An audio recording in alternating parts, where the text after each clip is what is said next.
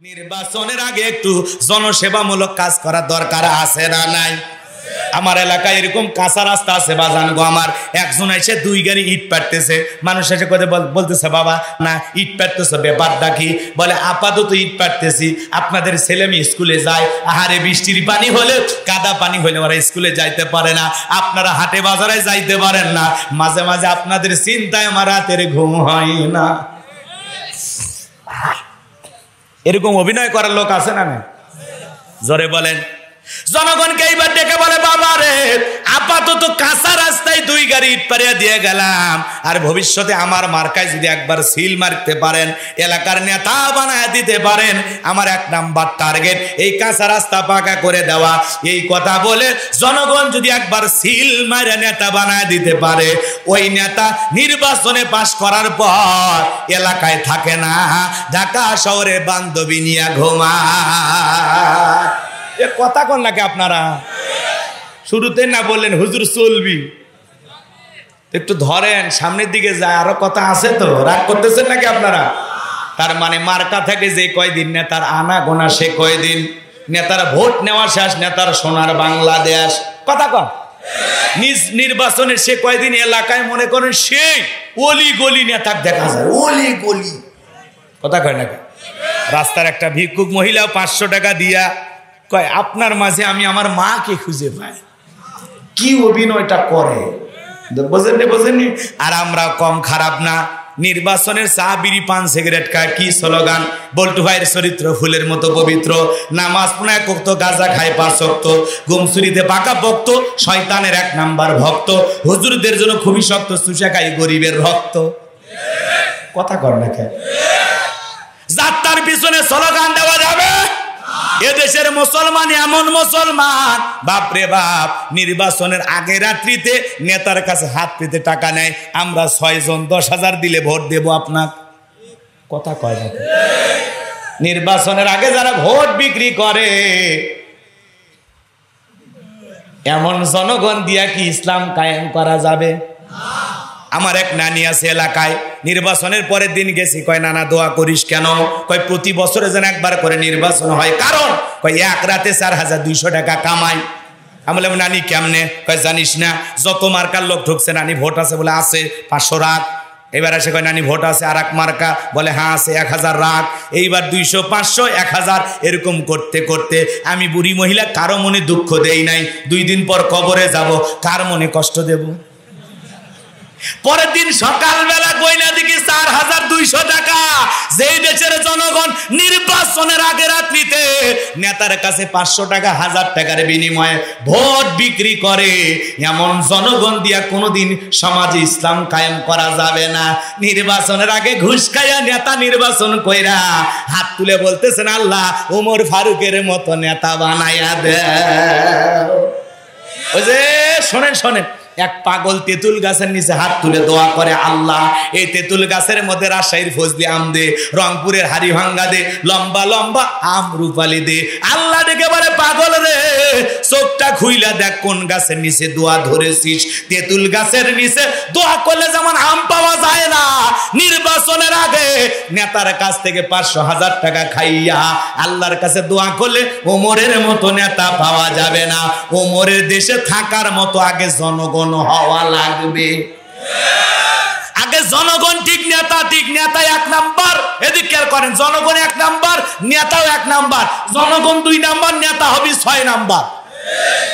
কলিজায় সাহস থাকলে বলতে পারবেন হুজুর যতদিন বেঁচে থাকবো নির্বাচনের সময় ভোট দেওয়ার বিনিময়ে কোন নেতার কাছ থেকে একটা সিগারেটও খাবো না, একটা চা খাবো না, একটা টাকাও নিব না। কলিজায় থাকলে হাত তুলে দেখান তো দেখি। লিল্লাহে তাকবীর, লিল্লাহে তাকবীর। আল্লাহ আমাদের সবাইকে সৎ যোগ্য নেতা নির্বাচন করা তৌফিক দান করে। জোরে বলুন আমিন। শোনেন শোনেন, ওই 500 টাকা দিয়ে এদিক আপনার দাম এতই সস্তা, আপনি 500 টাকা দিয়ে 5 বছরের জন্য বিক্রি হয়ে যান। আপনার দাম এত সস্তা। এদেশের জনগণ তো এমনও হাফ কেজি জিলেপির কাছে আর ইমান বিক্রি করে। এ কথা কন না কে?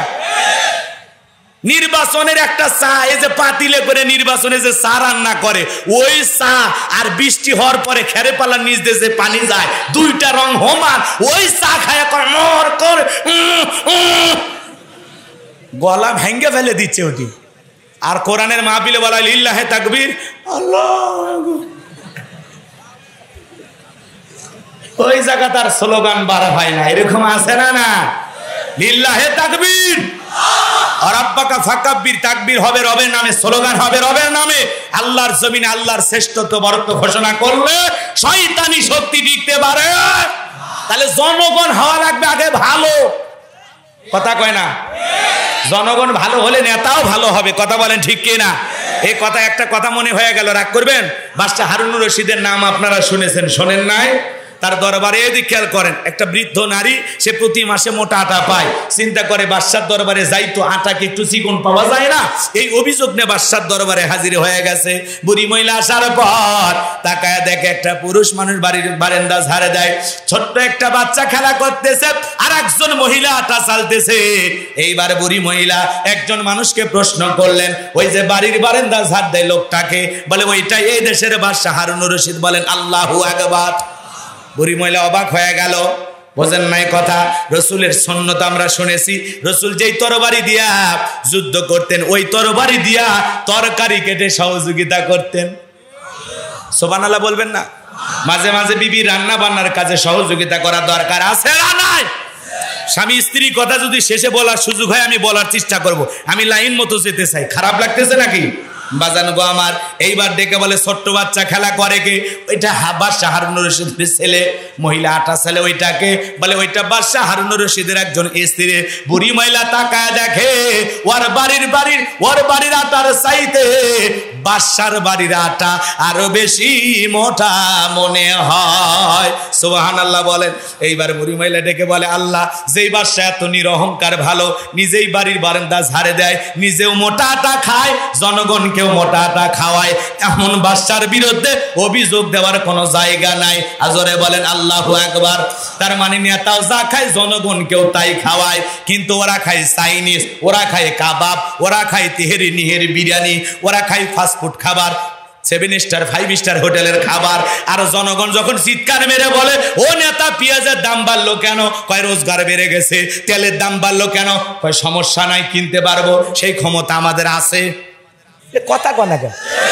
জনগণ চিল্লাই, নেতা দাম বাড়লো কেন? নেতা বলে আমাদের রোজগার বেড়ে গেছে, কেউ না খেয়ে নেই। কথা কয় না? রাগ করতেছেন? দ্রব্যমূল্যের ঊর্ধ্বগতি, বাজারে এখন আগুন, বাজার গরম, বাজার গরম। যেই জায়গাতে হাত দেন কাঁচামরিচ লাভ দিয়ে ওঠে, কয় 100 আর 200 নিচে নামিচ্ছি না। পিঁয়াজ কয় 100, কয় ভারত কয় 70। কথা কয় না কে? গরুর গোস্ত 700 আছে না নাই? ব্রয়লার মুরগি ওটাও 200, ডিম 15 আছে না নাই? হাত দিবেন কোন জায়গায়? হাত দিবেন কোন জায়গায়? কোনটার দাম সস্তা দেখান তো, এক বেলেট ছাড়া। কথা কয় না, কথা কয় না। রাগ করতেছে, ওইটার দাম সস্তা, ওইটার দাম যদি না বেশি হইতো বহুত মানুষ এমনি দাঁড়িয়ে রাখতো, কিন্তু ওইটার দাম বাড়তেছে না। রাগ করতেছেন? মন খারাপ করেন না বাজার, বিরক্ত হেন না, লিল্লাহে তাকবীর। তাহলে দ্রব্যমূল্যের ঊর্ধ্বগতি, বাজারে আগুন, বাজার গরম, নেতা বলে মাথা ঠান্ডা কর। আগে কয় টাকা? 200 টাকা 100 টাকা কামলা দিতিস, এখন কামলা দিলে 500 টাকা 1000 টাকা পাস। আমরা কত দূর আগে নিয়ে গেছি বুঝতে পারতেছি না? বিদায় সিল্লেস নেন, কিনা খা, খেতে পারবি, কোনো সমস্যা নাই। আর যদি একেবারে ঠেকে যা, আমরা আসি তো। কথা কয় না কে? বাজান গো আমার, লম্বা হবে, লম্বা করবো। আমি কিন্তু এই দেশের কথা বলতেছি না, ওটা ভিন দেশের, ওটা ভারতের দাম বাড়ছে।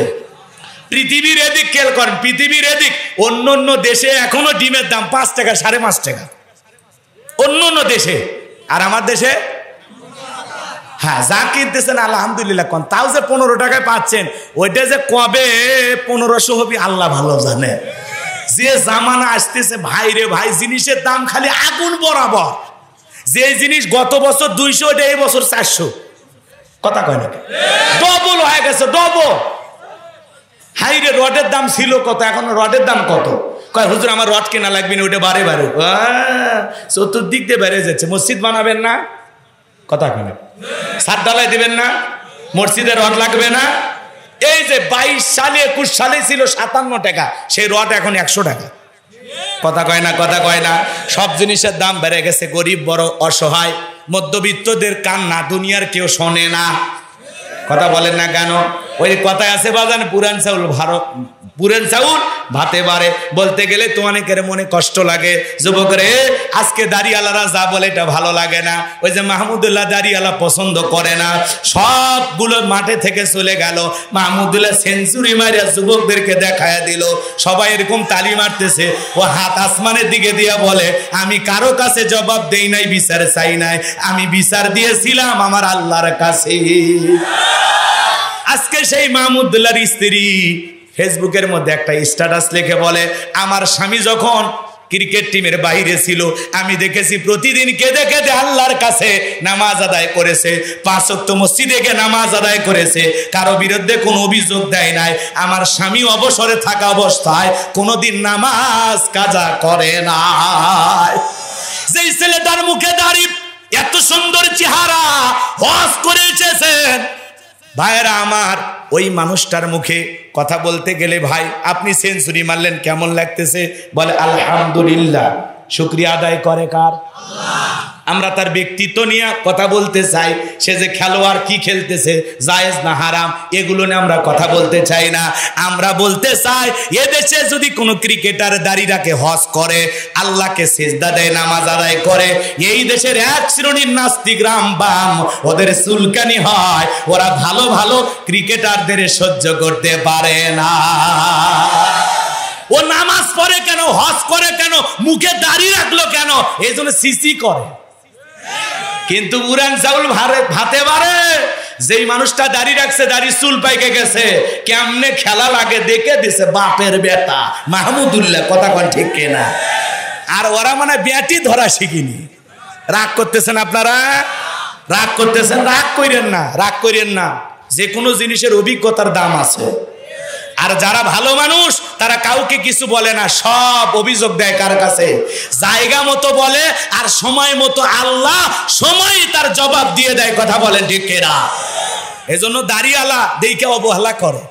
কথা কয় দেখে বলতে একটু কষ্ট হবে, কারণ আমি বলেছি প্রথমে কেন কষ্ট হবে। কথা কি বোঝেন না?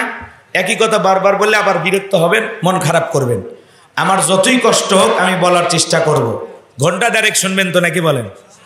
হ্যাঁ, তাহলে এখন মনে করেন 11:20 বাজে, তাহলে কত পর্যন্ত জানেন? 1:50, তাই না? আচ্ছা হোক, 12:30 পর্যন্ত থাকবেন তো?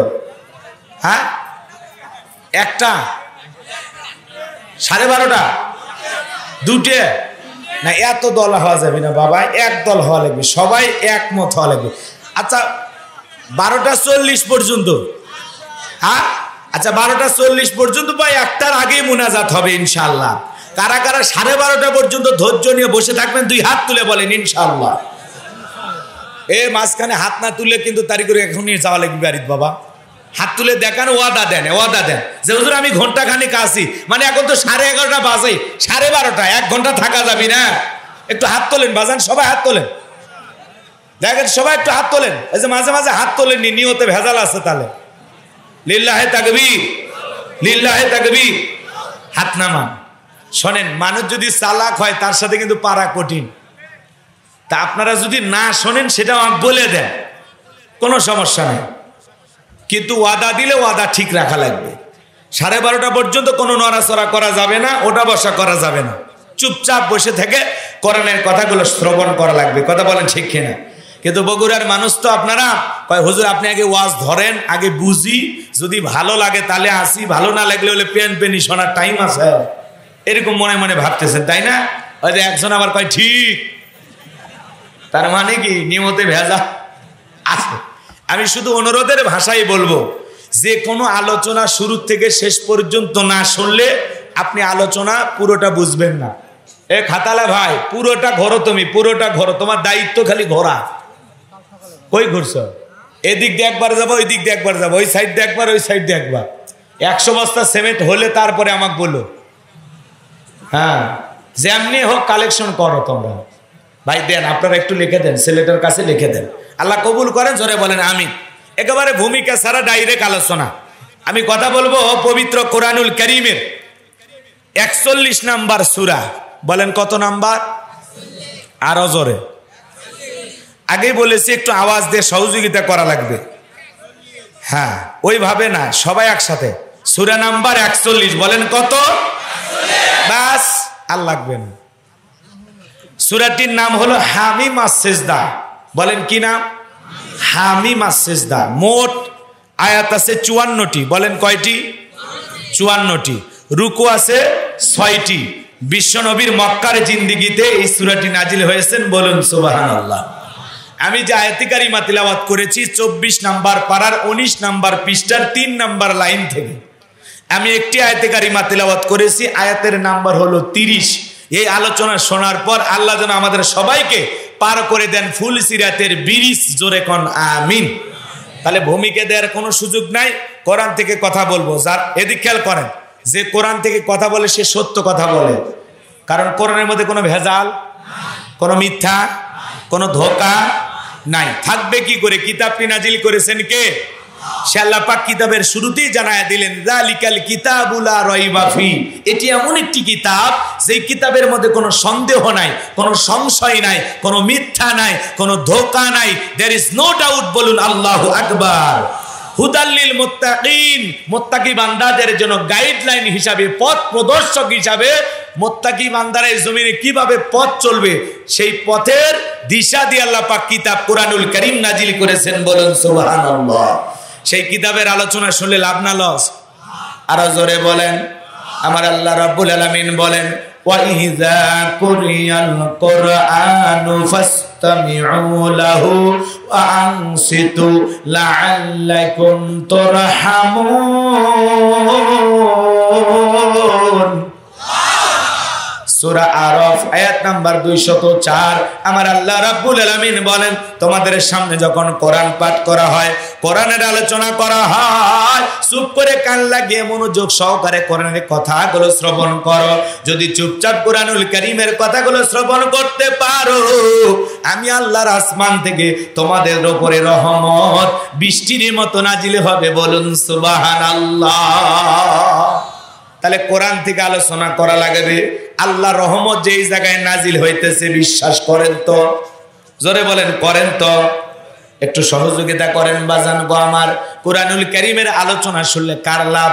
আমার আল্লাহ পাক বলেন, ওয়াযাক্কির ফা ইন্নায যিকরা তানফাউল মুমিনিন। সূরা জারিয়ার 55 নাম্বার আয়াত আল্লাহ পাক জানায় দিলেন, যারা আমার মুমিন বান্দা তাদের সামনে যখন কোরআন দেওয়াজ করা হয়, কোরআন থেকে আলোচনা করা হয়, কোরআন থেকে উপদেশ দেওয়া হয়, এই কথাগুলো শোনার পর আমার মুমিন বান্দাদের উপকারে আসবে। বলুন সুবহানাল্লাহ। তাহলে কোরআনুল কারীম থেকে আলোচনা করব, জবান ছেড়ে সবাই পড়ুন, আউযু বিল্লাহি মিনাশ শাইতানির রাজিম, বিসমিল্লাহির রাহমানির রহিম। বিতাড়িত মোর্দার শয়তানের কাছ থেকে আল্লাহ পাকের কাছে আশ্রয় প্রার্থনা চাচ্ছি। পরম করুণাময় অসীম দয়ালু আল্লাহ তাআলার নামে শুরু করছি। আমরা যে কোনো কাজ শুরু করব কার নামে? আল্লাহর নামে কাজ শুরু করলে বরকত আছে না নাই? যে কোনো কাজের শুরুতে আল্লাহ তাআলার নাম নিয়ে শুরু করলে ওই কাজের ভিতরে কল্যাণ দেবেন কে? বরকত দেবেন কে? কিন্তু মুসলমান কাজের শুরুতে বিসমিল্লাহ পড়ে না। বিসমিল্লাহকে আমরা অবহেলা করি। কথা বলেন না কেন? গিলাসে পানি পাইলাম, বিসমিল্লাহ ছাড়াই খেয়ে ফেলে দিলাম। টিউবওয়েলে চাপ দিলাম, পানি বের হইলো, বিসমিল্লাহ ছাড়াই খাইলাম। এই পানি যে আল্লাহর কত বড় নিয়ামত! যদি মাসে হিমালয় পর্বত থেকে পানি নিয়ে এসে ব্যবহার করা লাগতো তাহলে আমরা টের পাইতাম পানি আল্লাহর দেয়া কত বড় নিয়ামত। এখন 500 গ্রাম পানি 20 টাকা দাম, কিনবে গেলে কথা কয় টাকা। তো এই জন্য বাজান আল্লাহর দেয়া নিয়ামত আমরা খাইতেছি, কিন্তু সেই হিসাবে আমরা কৃতজ্ঞতা প্রকাশ করতেছি না। তো যাই হোক, এদিক সেদিক গেলে আলোচনা লম্বা হবে, সংক্ষিপ্ত করে কথাগুলো বলতে চাই। তাহলে আমি কথা বলবো পবিত্র কোরআনুল কারীমের 41 নাম্বার সূরা, সূরাটির নাম হামিম আস-সিজদা, আয়াত নাম্বার হলো 30। এই আলোচনা করতে গিয়ে একটু মনোযোগ দিয়ে শোনেন। আল্লাহ পাক এই আয়াতে কারিমা কখন নাজিল করলেন, নাজিলের শানে নজুল জানার দরকার আছে না? কথা বলেন না কেন? যে কোনো আয়াত বা সূরার তাফসীর করতে হলে কোন প্রেক্ষাপটে সেই আয়াতটি বা সূরাটি নাজিল হয়েছে, সেই নাজিলের শানে নজুল যদি আলোচনা করা হয়, তাফসীর বুঝতে সহজ হয়। বলেন সুবহানাল্লাহ। লিখে রাখবেন তাফসীরুল কোরআন মাহফিল, কিন্তু তাফসীর ভিত্তিক আলোচনা করলে আপনার যদি ভালো না লাগে, তাহলে তাফসীরুল কোরআন মাহফিল না লিখে লেখা লাগবে বিরাট ইসলামী জালসা। কথা কয় না?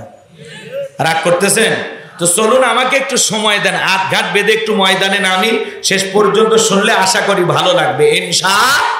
আর যদি কোরআনের কথাগুলো ভালো না লাগে, তাহলে বুঝবেন অন্তরে ভাইরাস ঢুকে গেছে, অন্তরের চিকিৎসা হওয়া দরকার। কথা কয় না? তা আশা করি আপনারা সবাই বগুড়ার মানুষ, চালাক মানুষ, জ্ঞানী মানুষ, কোরআন বোঝনেওয়ালা মানুষ। আল্লাহ যেন আমাদের কোরআন সঠিকভাবে বোঝার তৌফিক দান করেন। জোরে বলুন আমিন। সম্মানিত ভাইয়েরা আমার, বিশ্ব নবীর উপরে কোন সময় আয়াতে কারিমা নাজিল হয়েছে একটু মনোযোগ দিয়ে শুনবেন বাজান গো আমার। নবীজির কাছের দুইজন মানুষ অল্প দিনের ব্যবধানে মারা গেলেন। আম্মা জান খাদিজাতুল কুবরা রাদিয়াল্লাহু তাআলা আনহা মারা গেলেন, চাচা আবু তালেব মারা গেলেন। দুইটা আপন মানুষকে হারায়া ব্যথিত হৃদয় নিয়ে নবী চলে গেলেন তায়েফের মানুষকে দাওয়াত দেওয়ার জন্য। তায়েফের মানুষ দাওয়াত গ্রহণ না করে বৃষ্টির পানির মতো রসুলের উপরে বৃষ্টির পাথর নিক্ষেপ করলো বাজান গো আমার। নবীজির জান্নাতি শরীর মোবারক দিয়ে রক্ত ঝরতে লাগলো। আমার ভাইরা, পাথর মারে রসুল আকরাম সাল্লাল্লাহু আলাইহি সাল্লামের দেহ থেকে রক্ত ঝরে। নবীর একজন প্রিয় সাহাবী হযরতে যায়েদ ডেকে বলেন, এত পাথর রসুলকে মেরেছেন, আর শরীর থেকে রক্তগুলো পড়তে পড়তে রসুলের জুতা মোবারকে জমাট বেঁধে গেছে। বলেন আল্লাহু আকবার। আমি নবীজির পা থেকে জুতা মোবারক খুলতে গিয়ে অনেক কষ্ট হলো। অনেক কষ্ট করার পরে আমি বিশ্ব নবীর পবিত্র পা মোবারক থেকে জুতা মোবারক খুলতে পারলাম। নবীজি যখন ব্যথিত হৃদয় নিয়া মক্কা নগরীতে ফিরে আসলেন বাজান গো আমার, একদিন নয়, দুই দিন নয়, 19 দিন আসমান থেকে জিবরাইল আসে না, নতুন কোন ওহী নাজিল হয় না, নতুন কোন আয়াতে কারিমা নাজিল হয় না। কাফেররা সমালোচনা করে, ও নবীর সাহাবীরা, তোমাদের নবী মুহাম্মদ সাল্লাল্লাহু আলাইহি সাল্লাম সে তো নতুন কোন আয়াত শোনায় না, নাকি তার উপরে যে জিন ভর করেছিল সেটা চলে গেছে? জোরে কন নাউজুবিল্লাহ। আবার তারা বলতে লাগলো, ও নবীর সাহাবীরা, তোমাদের নবী নতুন কোনো কথা বলে না, নাকি তার আল্লাহ তাকে ভুলে গেছে? জোরে কন নাউজুবিল্লাহ। এইভাবে কাফেররা সমালোচনা শুরু করলো।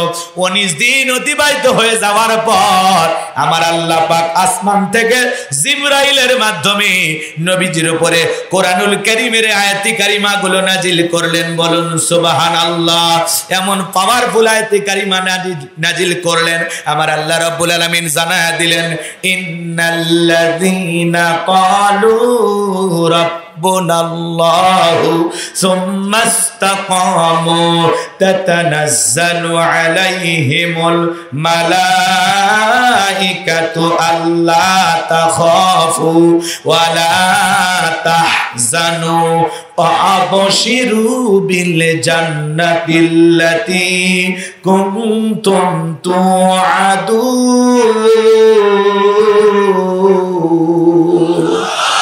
আমার আল্লাহ রাব্বুল আলামিন ডেকে বলেন, ইন্নাল্লাযীনা ক্বালু রাব্বুনাল্লাহ, নিশ্চয় যারা বলে আমি তাদের রব, সুম্মা ইসতাকামু, এতপর বিচল অটল থাকে, তাতানাজ্জালু আলাইহিমুল মালাইকা, তাদের জন্য আসমান থেকে ফেরেশতা অবতীর্ণ হয়, ফেরেশতা নাজিল হয়। ফেরেশতা এসে বলে, আল্লাহ তাখাফু, ভয় পেও না, ওয়ালা তাহজানু, চিন্তা করো না, ওয়া আবশিরু বিল জান্নাতিল্লাতী কুনতুম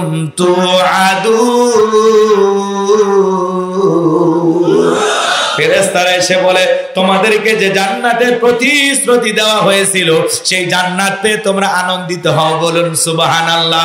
এই পাওয়ারফুল আয়াতে কারিমা আল্লাহ পাক নাজিল করলেন, ইন্নাল্লাযীনা ক্বালু রাব্বুনাল্লাহ, নিশ্চয় যারা বলে আমি তাদের রব, সুম্মা ইসতাকামু, এই কথার উপরে ইস্তেকামাত থাকে, দৃঢ় থাকে, মজবুত থাকে। বলেন আল্লাহু আকবার। আচ্ছা বলেন তো, মাঝে মাঝে ঘূর্ণিঝড় আসে কিনা? এই যে গতকালকের আগের দিনে একটা ঘূর্ণিঝড় আসছিল, হামুন, কি নাম? এই হামুনের তাণ্ডবে সমুদ্র এলাকায় তারা বুঝতে পারে না যে এই ছোট ঘূর্ণিঝড়ে এত ক্ষতি হবে, কয়েকজন মানুষও মারা গেছে। কথা বলে ঠিক কিনা? এই যে ঘূর্ণিঝড় আসে, হামুন আসে, আইলে আসে, নার্গিস আসে, হুদহুদ আসে, বিভিন্ন ঘূর্ণিঝড় যখন হয়, বলেন তো বাজান আপনাদের এলাকায় রাস্তায় গাছ লাগানো আছে না নাই? আচ্ছা, ঝড় তুফান যখন হয়ে যায়, বড় বড় ঘূর্ণিঝড় হয়ে যায়, বলেন তো কিছু গাছ ভেঙে পড়ে যায় কিনা? আবার কিছু গাছ এই ঝড়ের মোকাবেলা করেও দাঁড়িয়ে থাকে কিনা? কথা বলেন না কেন? দাঁড়িয়ে থাকে না। মনে রাখবেন, এদিক খেয়াল করেন, কিছু গাছ যেরকম ঝড় তুফানের মোকাবেলা করেও দৃঢ়ভাবে শিকড় নিয়ে দাঁড়িয়ে থাকে মজবুত ভাবে, এর নাম হলো ইস্তেকামাত থাকা, এর নাম হলো দৃঢ় থাকা, এর নাম হলো মজবুত থাকা। বলেন আল্লাহু আকবার। ওই গাছটা যেরকম বিভিন্ন ঝড়ে ভেঙে পড়ে না, আপনি যখন এই কথার উপরে টিকে থাকতে যাবেন, ইন্নাল্লাযীনা ক্বালু রাব্বুনাল্লাহ, নিশ্চয়ই যারা বলে আমি তাদের রব, সুম্মাস্তাকামু, এই কথার উপরে যারা ইস্তেকামাত থাকতে যাবে, অবিচল অটল থাকতে যাবে, তাদের উপরে নির্যাতন জুলুম আসবে, মামলা আসবে, হামলা আসবে, হাজারো নির্যাতন জুলুম জালেমদের সাথে মোকাবেলা করেও ইমানদারদেরকে এই কথার উপরে টিকে থাকতে হবে, আমার রব আল্লাহ, আমি আল্লাহর গোলামি করি, আমি কোনোদিন বাতিলের পা চাটা গোলামি করতে পারবো। আর আমাদের সমাজে একটু অবস্থা খারাপ হয়ে গেলে, যে দেখলেই দাড়ি ধরতেছে, সেলুনে যা কয় দাড়ি কাটে দে, অবস্থা ভালো হলে পরে সুন্নত পালন করা যাবে। কথা কয় না? এই সুন্নত, এই ইমান দিয়ে যান না। কয় টুপিওয়ালা দেখলে ধরতেছে, কয় আপাতত তাহলে টুপি পরারই দরকার নেই। রাগ করতেছেন নাকি আপনারা? বিরক্ত হচ্ছেন? কথা একটু বোঝেন, বোঝার চেষ্টা করেন যে অবস্থা ভালো না। কোরআন হাদিসের বই যে বাড়ি ঘরে পাওয়া যাচ্ছে তারই জঙ্গি বলে ধরে নিয়ে যাচ্ছে, তখন বলে এই বই পুস্তক বস্তা দিয়ে সব আপাতত ফেলে দে, পরে পড়া যাবে। আছে না? না, মনে রাখবেন, ইসলামের পথে ঈমান নিয়ে যদি টিকে থাকতে চান, ঈমানের পরীক্ষা না দিয়ে জান্নাতে যাওয়ার কোন রাস্তা, পরীক্ষা দিয়ে উত্তীর্ণ হয়ে জান্নাতে যাওয়া লাগবে। জান্নাত মামুর বাড়ির ডাল না, গেলে এক ডাবু খাবার দেবে, অত সোজা না। ঈমানের পরীক্ষা দিয়ে, পরীক্ষার পথ পেরিয়ে জান্নাতে যাওয়া লাগবে। তা আপনাকে টিকে থাকতে হবে কিভাবে? একটু মনোযোগ দিয়ে শোনেন। হাজারো নির্যাতন, ইসলাম মানতে গেলে ঘর ছাড়া, বাড়ি ছাড়া, দুনিয়াতে আপনি বেঁচে থাকবেন, আপনার আপন জনকে ওরা কেড়ে নেবে, অথবা আপনাকেই কেড়ে নেবে, আপনার আপন জনেরা জীবিত থাকবে। কথা বলেন ঠিক কিনা? ঈমান নিয়ে টিকে থাকা যে কি কঠিন, সেটা ফিলিস্তিনের মুসলমানেরা প্রত্যেকটা দিন টের পাচ্ছে। কথা বলেন ঠিক কিনা? প্রত্যেক দিন আত্মীয় স্বজন হারিয়েও তাদের ঈমানকে ওরা ভাঙতে পারতেছে। সামনের দিকে যায়, কথা প্রসঙ্গে কথা আসলে বলার চেষ্টা করবো ইনশাআল্লাহ।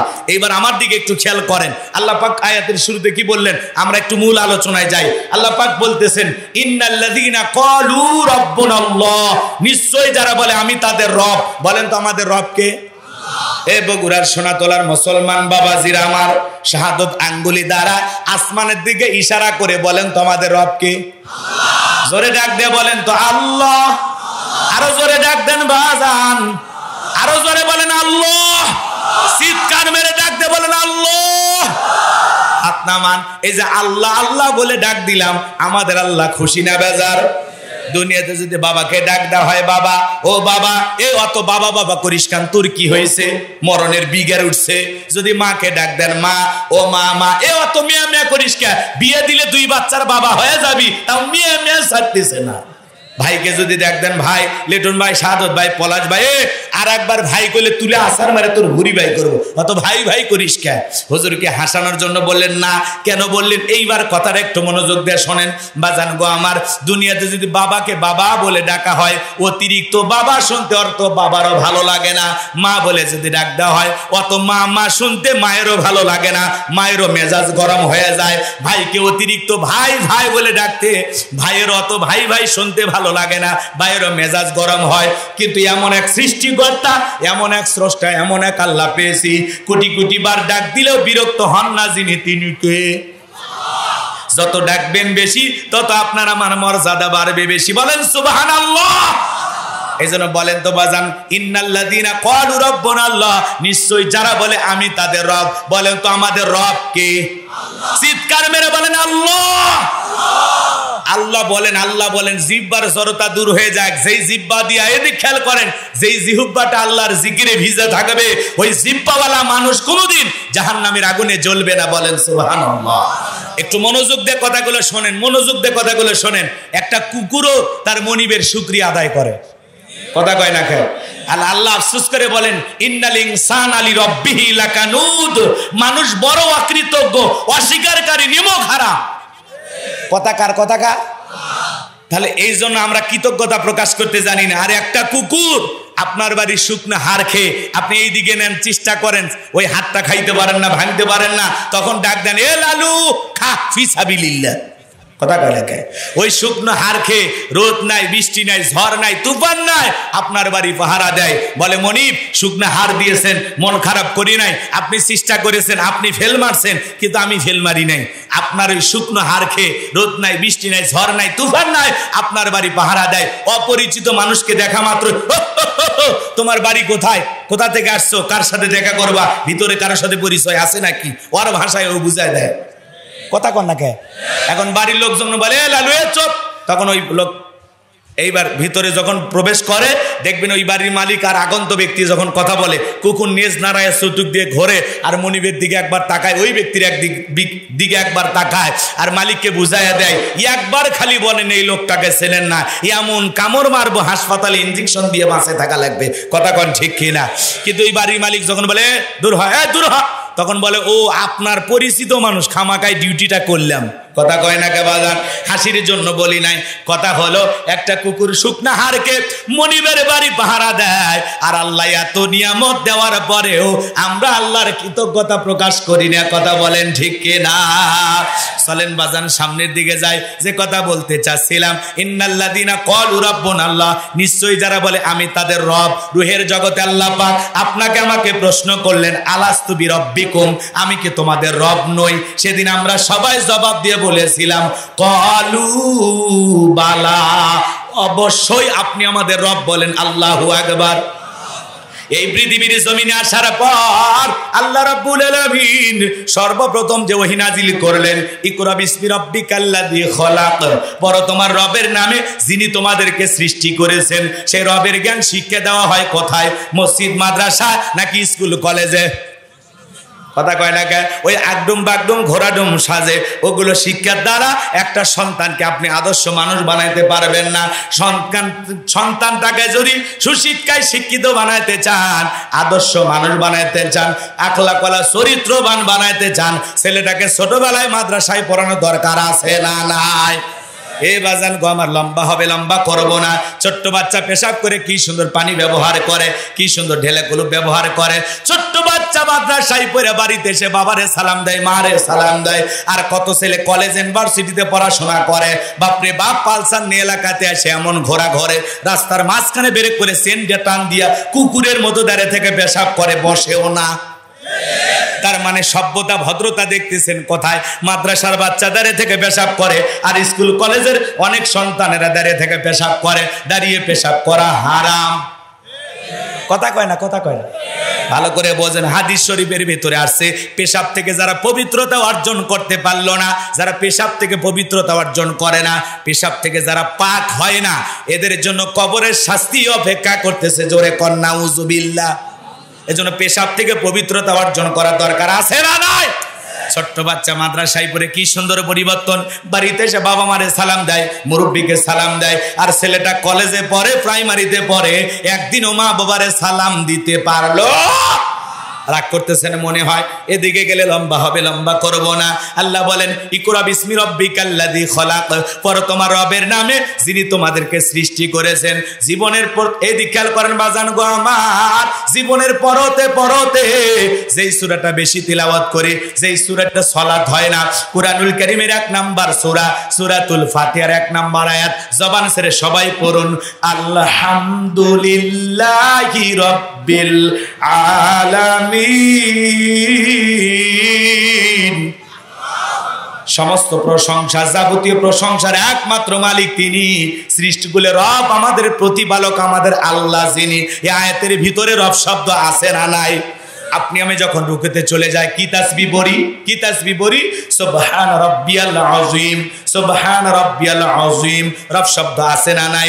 রুকু হতে দাঁড়ানোর সময় কি বলি? রব্বানা লাকাল হামদ। রব শব্দ আছে না নাই? সামিআল্লাহু লিমান হামিদা, রব্বানা লাকাল হামদ। রব শব্দ আছে না নাই? এরপরে যখন মাথাটা নত করে আল্লাহকে সেজদা দেই, সেজদা দেওয়ার পরে কি বলি?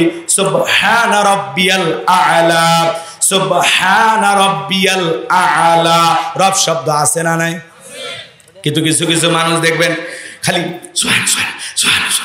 সুবহানাল্লাহ কয় না, সয়াবিনের তেল কয়, আল্লাহ ভালো জানে। স্পষ্ট করে বলতে হবে সুবহানা রাব্বিয়াল আ'লা, সুবহানা রাব্বিয়াল আ'লা, সুবহানা রাব্বিয়াল আ'লা, সুবহান সুবহান সুবহান সুবহান। কি আছে না নাই?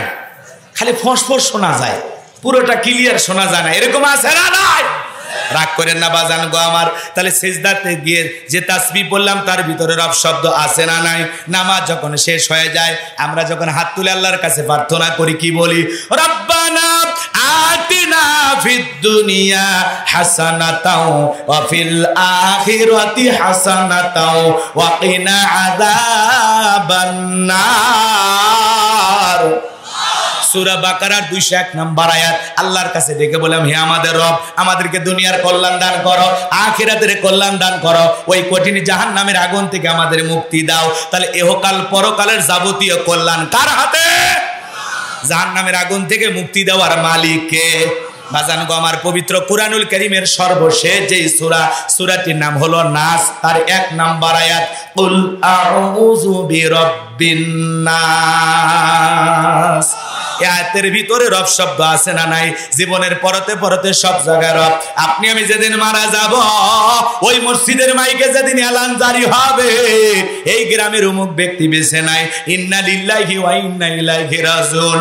আপনি আমি যেদিন মারা যাব বাজার, আপনার আমার মৃত্যুর সংবাদ শোনার পর ছেলেটা কেঁদে বলবে বাবা নাই, মেয়েটা কেঁদে বলবে বাবা নাই, প্রিয়তম স্ত্রী কেঁদে বলবে স্বামী নাই, মা বাবা বেঁচে থাকলে বলবে কলিজার ধনটা হারাইলাম।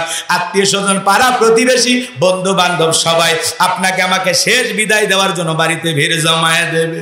আপনাকে আমাকে ওই 2 তলা 4 তলা 5 তলা বিল্ডিং থেকে নামাইয়া সাদের তৈরি করা সুন্দর বাড়ি ঘর থেকে আপনাকে আমাকে বের কইরা চকির উপরে শোয়া দিয়া মশারি টাঙাইয়া দেখে রঙিন পোশাক খুইলা আপনাকে আমাকে গোসল করায় দেবে বাজান।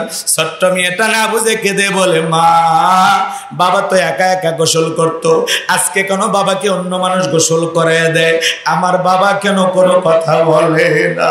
ছেলেটা না বুঝে ডেকে বলে মা, আমার বাবা একা একা গোসল করে, আজকে কেন অন্য মানুষ বাবাকে গোসল করায় দেয়? আমার বাবা কেন কোনো কথা বলে না? আমার বাবার কি হয়েছে?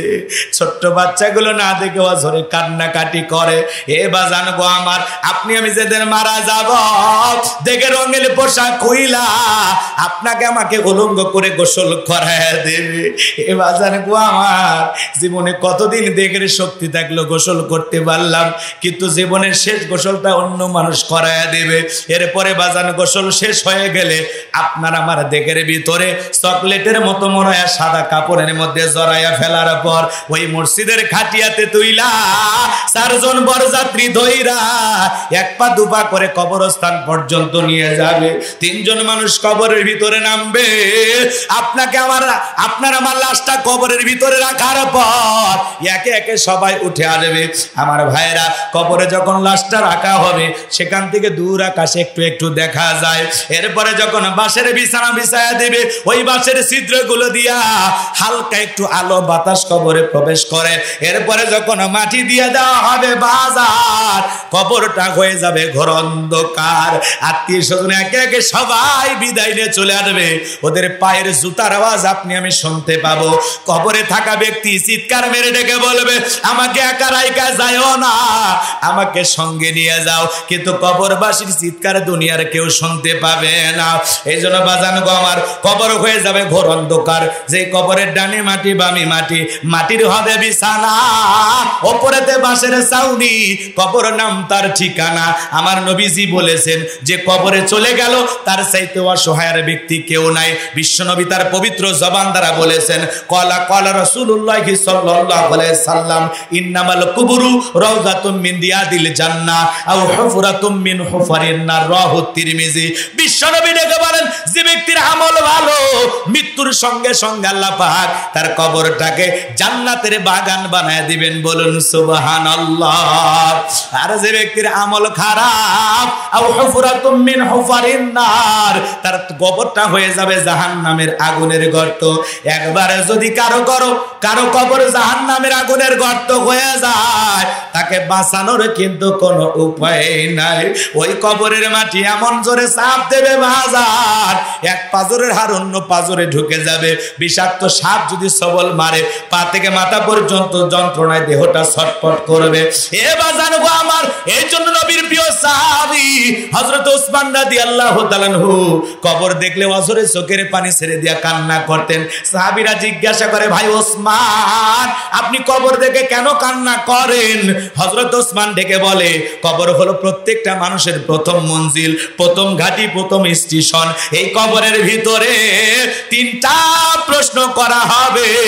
যে সঠিক উত্তর দিতে পারবে তার মিজান ফুলসিরাতে কোনো টেনশন নাই। যে উত্তর দিতে পারবে না তার আর বাঁচার কোনো উপায় নাই। বাজানো গো আমার, ওই কবরের যখন আপনাকে আমাকে রাখা হবে, ওই কবরের ভিতরে 3টা প্রশ্ন করা হবে। 1 নাম্বার প্রশ্ন, মার রব্বুকা, তোমার রবকে। প্রশ্নের ভিতরে রব শব্দ আছে না নাই? জোরে রাগ করতেছেন? চলেন আলোচনার সামনের দিকে গেলে আরো ভালো বুঝবেন। বাজান গো আমার, কবরের ভিতরে 1 নাম্বার প্রশ্ন করা হবে, মার রব্বুকা, তোমার রবকে। যারা দুনিয়াতে রবের গোলামি করেছে, এক আল্লাহর ইবাদত করেছে, কোরআন সুন্নাহ মোতাবেক জীবনটাকে সাজাইছে, ওইভাবে জীবনটাকে পরিচালনা করেছে, আল্লাহর মুমিন মুত্তাকি বান্দা হইয়া যারা নেক আমল কইরা খাঁটি ঈমান নিয়া কবরের ভিতরে প্রবেশ করবে, তাদেরকে যখন প্রশ্ন করা হবে মার রব্বুকা, ঈমানদাররা জবাব দিয়া বলবে রব্বি আল্লাহ, রব্বি আল্লাহ, আমার রব আমার আল্লাহ। কিন্তু যারা শয়তানের ধোকায় পড়ে, শয়তানের ওয়াসওয়াসায় পড়ে, দুনিয়াটা এদিক, দুনিয়াটা মস্ত বড়, খাও দাও ভর্তি করো, শয়তানের ধোকায় পড়ে গুনাহের কাজে লিপ্ত ছিল, আল্লাহকে মানে নাই, রাসূলকে মানে নাই, জীবনে যা খুশি তাই করে গেছে, গুনাহের সাগরে ডুব দিয়েছে, নামাজ পড়ে নাই, রোজা রাখে নাই, আল্লাহর বিধান মোতাবেক চলে নাই, দুনিয়াতে গুনাহ করতে করতে পাপের পাহাড় জমাইছে। এই মানুষগুলোকে যখন প্রশ্ন করা হবে মার রব্বুকা, আল্লাহর এই অবাধ্য নাফরমান গুনাহগার গোলামেরা উত্তর দিতে পারবে না। পাশ করে তো তারা যারা পরীক্ষার উপর পড়াশোনা করে। কথা কন না কেন? রাগ করতেছেন মনে হয়? রাগ করেন না বাজান গো আমার। সারাটা জীবন নামাজ পড়লেন না, রোজা রাখলেন না, মসজিদে গিয়ে কোনোদিন সিজদা দিলেন না, আর কবরে প্রশ্ন করা মাত্রই উত্তর দিবেন, এতই সহজ? কথা কয় না? এতই সহজ? তাহলে কবরের ভিতরে 1 নাম্বার প্রশ্ন মার রব্বুকা, রুহের জগতে রব, জীবনের পরতে পরতে সব জায়গায় রব। এই জন্য আল্লাহ রাব্বুল আলামিন কবরের ভিতরে 1 নাম্বার প্রশ্ন করবে মার রব্বুকা। যারা রবের বিধান মোতাবেক রবকে এদিকে করে রবের গোলাম হিসেবে জমিনে চলেছে, তারাই উত্তর দিতে পারবে। তাহলে এই কথা পরিষ্কার, আল্লাহ আমার রব, এই রবই আমার সব। রবের বিধান মোতাবেক চললে কবরে উত্তর দেওয়া যাবে, আর আল্লাহর বিধান মোতাবেক না চললে উত্তর দেওয়া সম্ভব। আর যারা উত্তর দিতে পারবে না, কপাল ভালো না খারাপ? জোরে বলেন, কপাল ভালো না খারাপ? জীবনের পরতে পরতে সব জায়গায় রব, সব জায়গায় রব। কবরে 1 নাম্বার প্রশ্ন মার রব্বুকা, তোমার রবকে। তাহলে সেই রবের গোলামি করে, সেই এক আল্লাহর ইবাদত করে, খাঁটি ঈমান নিয়ে, খাঁটি মুত্তাকি হয়ে কবরে যাইতে কারা কারা রাজি? দু হাত তুলে দেখান। লিল্লাহি তাকবীর। আল্লাহ আমাদের সবাইকে মুত্তাকি বান্দাদের কাতারে শামিল করুন। জোরে বলুন আমিন। গুনাহমুক্ত জীবন যাপন করা তৌফিক দান করুন। জোরে বলুন আমিন। কবরের সওয়ালটা আল্লাহ আমাদের জন্য সহজ করে দিন। জোরে বলুন আমিন। যাই হোক, কথা বেড়ে গেছে, হুজুর দোয়া করে দিন। কথা অনেক হয়ে গেছে, ঘটনার সামনের দিকে না নিয়ে যাই। হ্যাঁ চলুক, অনেক রাত হয়ে গেছে। তো বেঁচে থাকলে আবারও দেখা হবে 1:01 বাজে। আজান? ওরে বাবা, আমি তো আজান পারি না। আচ্ছা যাই হোক, এদিকে খেয়াল করেন, আমি আপনাদেরকে সর্বশেষ যে কথা বলতে চাই, শুধু মসজিদ বানাইলে হবে না, এই মসজিদে গিয়ে আল্লাহকে সিজদা দিতে হবে। কথা বলেন না কেন? 5 ওয়াক্ত সালাত আল্লাহ তাআলার ঘরে গিয়ে কারা কারা আদায় করবেন? 2 হাত তুলে দেখান। হাত তোলেন, হাত তোলেন। আল্লাহ পাক আমাদের সবাইকে 5 ওয়াক্ত সালাত মসজিদে গিয়ে আদায় করা তৌফিক দান করুন। জোরে বলুন আমিন। আরো জোরে বলুন আমিন। আদায় করবো তো ইনশাল্লাহ। আচ্ছা, এদিক খেয়াল করেন, আপনারা আবার রাগজান কইরেন না। আজকে মুসলমানের রক্ত ঝরা দেখে মাথা কিন্তু ঠিক নাই, কথা কয় না কা? আমাদের মাথা কি নাই? ঠিক নাই, কারণ মুসলমানের রক্ত ঝরে, আমরাও তো মুসলমান ভাই, কেমনে সহ্য হয়? এজন্য তাদের জন্য আমাদের অন্তর থেকে দোয়া ভালোবাসা আছে না নাই? আমার ভাইয়েরা যুব সমাজ কষ্ট করে আয়োজন করেছেন, পোস্টারটা কই গেল? এই যুব সমাজের জন্য আমরা অক্লান্ত পরিশ্রম করে যারা আয়োজন করেছেন তাদের জন্য আমরা অন্তর থেকে দোয়া করব। আর এদিক খেয়াল করেন, ওই ওলিদ বিন মুগিরের মায়ের পুরো ঘটনাটা বলতে গেলে ওইদিকে আবার 15-20 মিনিট লেগে যাবে, ওতে ওই দিকে আর না যায়, এতটুকু পরিষ্কার থাকেন। এদিক খেয়াল করেন, শেষ করে দেব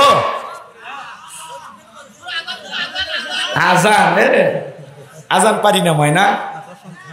আচ্ছা, এদিক খেয়াল করেন, বেঁচে থাকলে তো আবারও দেখা হবে ইনশাল্লাহ। আমার এদের পাশে কোথায় যেন আর একটা মাহফিল আছে, আপনাদের এই পাশে, আমার মনে পড়তেছে না তারিখটা, আপনারা যখন পোস্টার বের হবে দেখতে পারবেন। আজকে আপাতত যেটুকু আলোচনা হয়েছে, বক্তা শ্রোতা সবাইকে আল্লাহ পাক আমল করার তৌফিক দান করুন, মা বোনদেরকে পর্দা করার তৌফিক দান করুন, আমাদের সবাইকে 5 ওয়াক্ত সালাত মসজিদে গিয়ে জামাতের সহিত আদায় করার তৌফিক দান করুন। ওয়া আখিরি দাওয়ানা আনিল হামদুলিল্লাহি রাব্বিল আলামিন। সকলে দুরূদ ইব্রাহিম পড়ুন। আমরা একটু ফিলিস্তিনি মুসলমানদের জন্য দোয়া করব। আমি আপনাদের কাছে আমার জন্য দোয়া চাই না, দোয়া চাই ফিলিস্তিনি মুসলমানদের জন্য, করবেন তো ইনশাআল্লাহ? সকলে দুরূদ ইব্রাহিম পড়েন। আল্লাহুম্মা সাল্লি আলা মুহাম্মদ ওয়া আলা মুহাম্মদ কামা সাল্লাইতা আলা ইব্রাহিম ওয়া আলা আলি ইব্রাহিম ইন্নাকা হামিদুম মাজিদ। আল্লাহুম্মা বারিক আলা মুহাম্মদ ওয়া আলা মুহাম্মদ কামা বারাকতা আলা ইব্রাহিম ওয়া আলা আলি ইব্রাহিম ইন্নাকা হামিদুম মাজিদ। ভাই দোয়া করে দেই, পরে আপনারা বলে নিন। হ্যাঁ, আল্লাহুম্মা আমিন। রব্বানা যালামনা আনফুসানা ওয়া ইল্লাম তাগফির লানা ওয়া তারহামনা লানাকুনান্না মিনাল খাসিরিন। কাতলাহার পিছন পাড়া মাদারি পাড়া জামে মসজিদের উদ্যোগে আজকের তাফসীরুল কোরআন মাহফিলের সভাপতি হাফেজ মাওলানা মোহাম্মদ আব্দুর রউফ সাহেবকে আল্লাহ কবুল করেন। প্রধান অতিথি জনাব মোহাম্মদ হামিদুল আলম মিলন ভাইকে আল্লাহ কবুল করেন। প্রধান পৃষ্ঠপোষক আল্লাহ তাআলা জনাব মোহাম্মদ হাবিবুর রহমান বিপ্লবকে আল্লাহ কবুল করেন। প্রধান উপদেষ্টা জনাব মোহাম্মদ রাসেল মাহমুদ পলাশ ভাইকে আল্লাহ কবুল করেন। বিশেষ অতিথি যাদের নাম আছে আল্লাহ কবুল করে নেন। আলোচনা করেছেন হযরত মাওলানা মুফতি আব্দুল জলিল আল হোসাইনি সাহেবকে আল্লাহ কবুল করে নেন। রব্বুল আলামিন, আমরা যারা হাত তুলে ধরেছি তাকায় দেখো গো আল্লাহ, আমাদের অনেকের মা নাই, বাবা নাই, এতিম বানায় কবরে চলে গেছে। জনম দুঃখিনী মায়ের কথাকে ভোলা যায়, আদরের বাবার কথাকে ভোলা যায়, যে মা 10 মাস 10 দিন গর্ভে ঠাই দিয়েছে, প্রসবের যাতনা সহ্য করেছে, 2-2.5 বছর বুকের দুধ পান করাইছে। ওই জনম দুঃখিনী মা যাদের অন্ধকার কবরে চলে গেছে, আল্লাহ মায়ের কবরে আর সবটুকু পৌঁছায় দাও, বাবার কবরে আর সবটুকু পৌঁছায় দাও, বাবা মার কবর জান্নাতের বাগান বানায় দাও। রব্বির হামহুমা কামা রব্বায়ানি সগীরা, রব্বির হামহুমা কামা রব্বায়ানি সগীরা। আমাদের আত্মীয় স্বজন পাড়া প্রতিবেশী যারা কবরে চলে গেছে তাদের কবরে আর সবটুকু পৌঁছায় দেন, কবরগুলো জান্নাতের বাগান বানায় দেন। পিতা মাতা যাদের বেঁচে আছে আল্লাহ, পিতা মাতার খেদমত করে তাদের মুখে হাসি ফুটাইয়া জান্নাত অর্জন করা তৌফিক দিয়ে দেন রব্বুল আলামিন।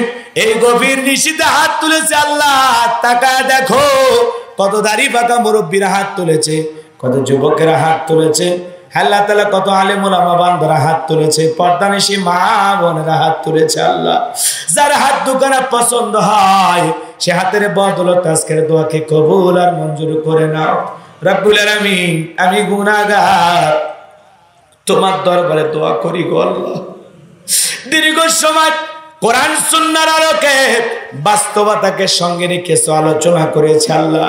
এই আলোচনাগুলো বক্তা শ্রোতা সবাইকে সঠিক বুঝদান করে আমল করা তৌফিক দিয়া দাও। সবাইকে 5 ওয়াক্ত নামাজি বানায়া দাও। কোরআন সুন্নাহর হেদায়েতের আলো দিয়া অন্তরগুলোকে আলোকিত করে দাও রব্বুল আলামিন। আল্লাহ তাম পৃথিবীর নির্যাতিত অসহায় মাজলুম মুসলমানদেরকে আপনি হেফাজত করুন আল্লাহ। নির্যাতিত অসহায় মাজলুম মুসলমানদেরকে আপনি হেফাজত করুন আল্লাহ ফিলিস্তিনের নিরীহ মুসলমানদের উপরে সাহায্য নাজিল করুন আল্লাহ। ওই ইসরায়েলি ইহুদি জালেমদেরকে হটাইয়া ওই প্যালেস্টাইনের মুসলমান ফিলিস্তিনের মুসলমানদের উপরে আল্লাহ আপনার রহমত নাজিল করুন আল্লাহ। আপনার গায়েবী মদত দ্বারা সাহায্য করে আল্লাহ ওই জালেমদেরকে হটাইয়া আল্লাহ ওই জমিনটাকে মুসলমানদের জন্য উন্মুক্ত করে দিন। আমাদের বাইতুল মুকাদ্দাস আপনি ফিরাইয়া দিন আল্লাহ। মুসলমানদের প্রথম কেবলা, পৃথিবীর দ্বিতীয় মসজিদ, সম্মানের দিক দিয়ে তৃতীয় মসজিদ। আল্লাহ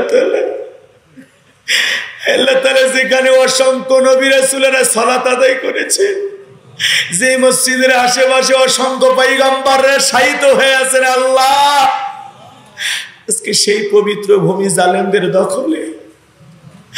আল্লাহ ওই জালেমদেরকে হটাইয়া এই মসজিদগুলো ইমানদারদের দখলে তুমি দান করো আল্লাহ। বাবি পাখি পাঠাইয়া যেমন খানায় কাবা রক্ষা করেছ আল্লাহ, ও আল্লাহ আসমানি মুসিবত দিয়ে ওই জালেমদেরকে হটাইয়া আমাদের বাইতুল মুকাদ্দাস আমাদের জন্য উন্মুক্ত করে দাও আল্লাহ। আল্লাহ বসনিয়ার মুসলমান, চিস্তিয়ার মুসলমান, রোহিঙ্গার মুসলমান, আফগানিস্তানের মুসলমান, কাশ্মীরের মুসলমান, পৃথিবীতে যত মুসলিম দেশ আছে যেখানে মুসলমানেরা নির্যাতন জুলুমের শিকার আল্লাহ, সে জায়গায় আপনার সাহায্য নাজিল করুন। বাংলার জমিনকে কোরআন আর ইসলামের জন্য কবুল করুন আল্লাহ। কোরআনের সমাজ কায়েম হয়েছে এমন দৃশ্য সচকে একবার দেখার তৌফিক দান করুন। এদেশের মসজিদ মাদ্রাসাগুলো কবুল করুন, হক্কানি ওলামা ইকরামদের কবুল করুন। সকল ষড়যন্ত্রের হাত থেকে আমাদের প্রিয় মাতৃভূমি বাংলাদেশকে আল্লাহ হেফাজত করুন আল্লাহ। যে বাড়িতে খানা খাইলাম বসলাম ওই বাড়ির উপর খাস রহমত বরকত নাজিল কর। হ্যাঁ আল্লাহ তাআলা আজকের মাহফিল বাস্তবায়ন করার জন্য আমার কলিজার টুকরা যুব সমাজেরা যারা অক্লান্ত পরিশ্রম করেছেন আল্লাহ, প্রত্যেকটা যুবকের ঈমান খালিদ বিন ওলীদের মতো বানায় দাও। আজকের মাহফিলে নগদে বাকিতে যত মানুষ টাকা পয়সা দান করেছে আল্লাহ, সকলের দানগুলো কবুল আর মঞ্জুর করে নাও। এ দানের বিনিময়ে সবাইকে দুনিয়া আখিরাতের উত্তম জাযা দান করো। আল্লাহ তাআলা মা বোনদেরকে পর্দা করার তৌফিক দেন, স্বামীর খেদমত করে আল্লাহ তাআলা স্বামীর মন খুশি করার তৌফিক দিয়ে দাও।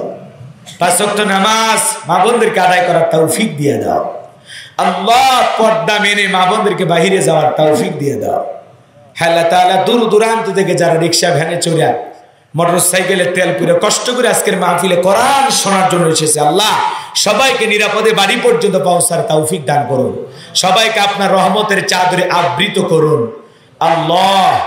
আল্লাহ জীবনে কোনোদিন যদি এই সোনাতলা বগুড়ার মানুষের সাথে আর দেখা না হয়, এই মুখগুলো আল্লাহ জান্নাতের সিঁড়িতে পরিচয় করায় দিও। জীবনে একটাবার খানায় কাবাই কবুল করে নিও, রাসূলের রওজা পাকে দাঁড়িয়ে সালাম দেওয়ার সুযোগ করে দিও আল্লাহ। আল্লাহ আমাদের সকলের দোয়া কবুল করো। আমার সাদিক ভাই, হারুন ভাই, আব্দুর রহিম ভাইকে কবুল করো। মিডিয়ার যে ভাইরা এসেছে আলেমদের কথাগুলো আল্লাহ তাআলা সুন্দর করে জাতির সামনে উপস্থাপন করার তৌফিক দিয়ে দাও। যারা আলেমদের ওয়াজের সাথে আজেবাজে টাইটেল দেয়, নারীদের ছবি লাগায়, আল্লাহ সে সমস্ত মিডিয়ার ভাইদেরকে আপনি হেদায়েত দান করুন।